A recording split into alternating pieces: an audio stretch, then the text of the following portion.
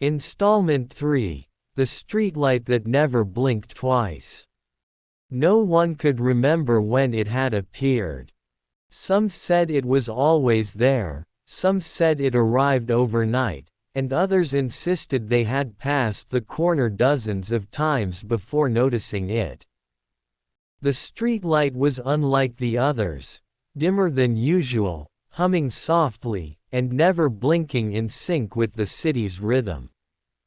People who walked past it late at night found themselves unconsciously adjusting their steps, slowing, hesitating, even when they had somewhere urgent to be. A delivery driver swore he had walked past the corner every night for years, but one night the light seemed to have moved slightly closer, positioned perfectly at the edge of his vision.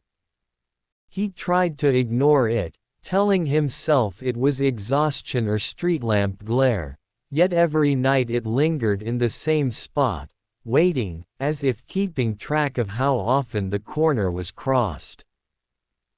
Teenagers who gathered on the block after school avoided looking directly at it.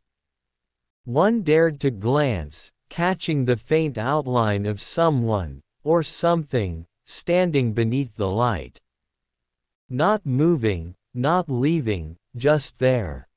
They laughed it off the next day, but the memory of that still figure stayed longer than it should have, planting the subtle unease that followed them on other streets, other corners, other stops. The city kept moving around the light. Buses rumbled, doors opened and closed, trains passed above. Nothing changed it. The streetlight adapted, stayed in place, absorbing patterns, observing routines, and marking who passed too slowly, who passed too quickly, who never passed at all.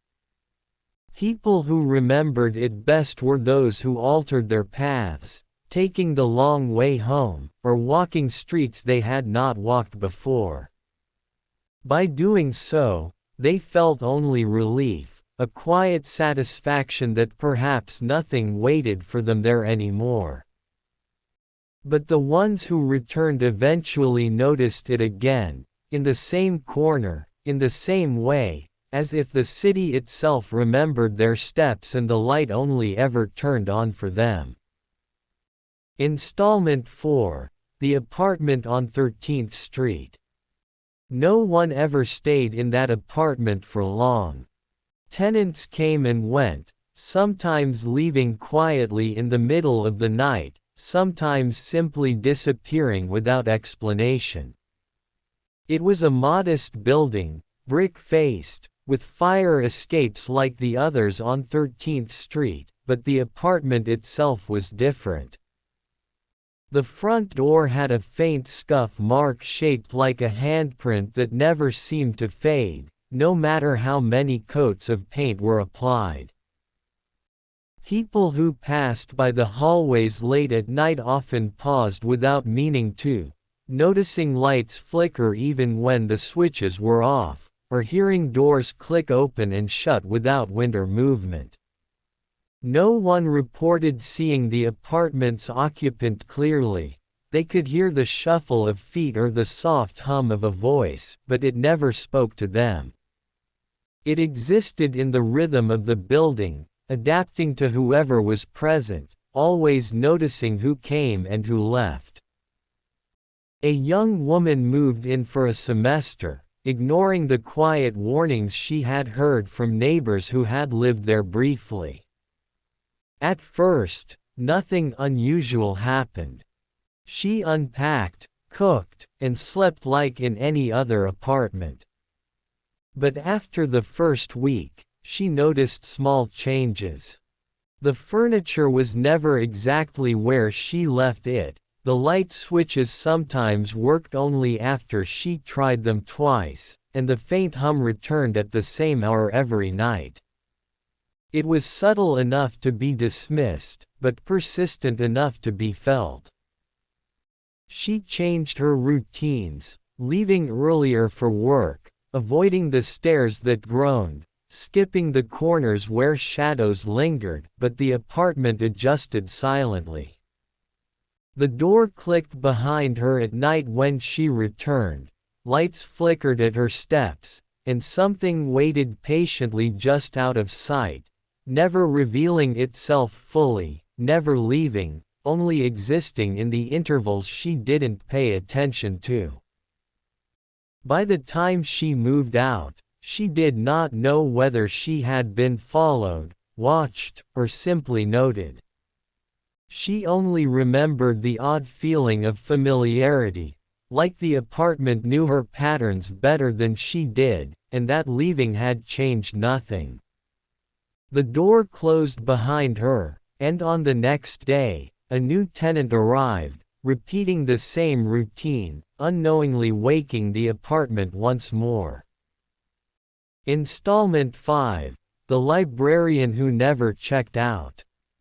The library smelled of old paper and varnished wood, comforting enough to draw people in, but no one lingered long near the librarian's desk.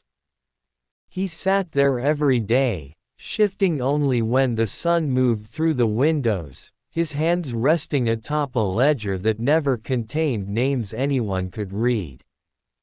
People tried to check out books, they handed him titles, whispered requests, but the ledger never moved, the books never left the shelves. Yet, he was always aware of them, always present, and always waiting. Students, workers, and visitors began to notice patterns. The same aisles would appear empty, then suddenly rearranged when they returned.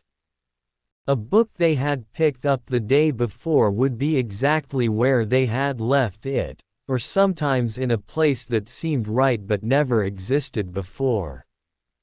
The librarian never spoke. He did not acknowledge questions, greetings, or complaints. But somehow, he noticed when someone lingered too long, when a hand brushed against a spine too aggressively, when someone returned after a long absence. One evening, a young man attempted to stay until closing, hoping to finally see the librarian move. Hours passed, the sun sank behind the windows. By the time he left, the young man was convinced the library was larger than it should be, the rows extending farther than he had remembered, and the librarian still in the same position, still unbothered, still watching. When he returned the next day, it was as though nothing had changed, yet he felt that the librarian had recorded every step he had taken, every book he had touched, every corner he had glanced down. The librarian never left. He did not need to. He existed in the rhythm of the library, in the repeated footsteps of those who came and went, and in the quiet intervals when no one was there. Some visitors noticed this and changed their schedules, avoided the aisles where he waited, or simply stopped visiting altogether. Others ignored the signs, returning again and again, leaving traces behind that only he could perceive.